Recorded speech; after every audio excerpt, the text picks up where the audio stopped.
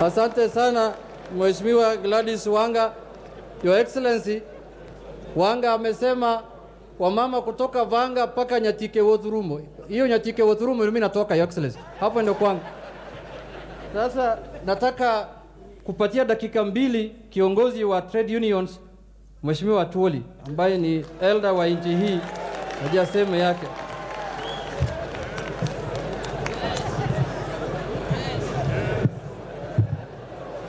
Yes!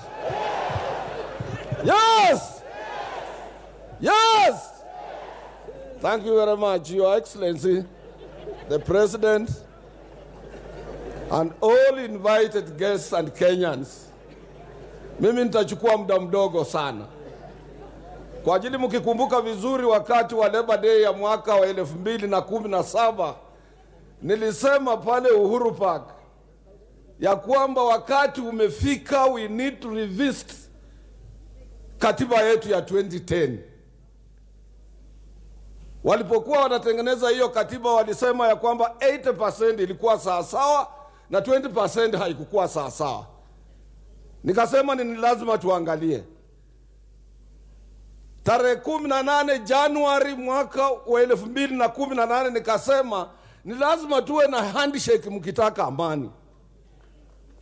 Na tarehe 9 mwezi wa 3 Mungu alileta handshake. Kwa hivyo sisi kama wafanyikazi ndio huwa tunapata tabu wakati wa fujo wa mama na watoto. Na kazi nyingi, Your Excellency, ni za casualization. Watu hawana permanent job. Wakati Kibera inafungwa, Kariobangi inafungwa, Nairobi inafungwa, siku hiyo mfanyikazi hana siku na hana chakula. Kwa hivyo ni lazima tuangalie. Na mimi sisemi tu kama Mkenya, mimi nasema kama an international worker. I coordinate Africa and Asia. And I speak for Africa. Na jana tukufu rais ukiongea nilitoa machozi mimi. You spoke from your heart. Kutoka kwa roho yako. Na ukasema ni lazima tuwe waaminifu. Ni lazima tuongee kama Wakenya. Mimi nawaomba Wakenya, pale kwa governance, Professor amesema, Dr. Dote amesema, na wamesoma. Pale kwa governance, bado tutafanya ukarabati.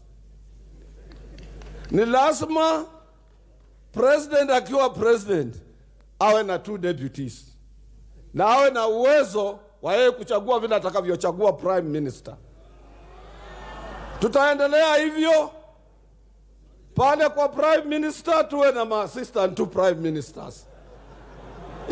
Mimi naambia hivyo kwa ajili nchi zote za ulimwengu zilizoendelea kwenda Asia wameangalia governance ya kwamba baada ya election uwezo uweko kwa wale ambao hawakupata nafasi wanapata nafasi, ili wananchi wa move towards one line. Asante sana kwa kunisikiza na asante sana kwa kusikia hiyo. Thank you very much.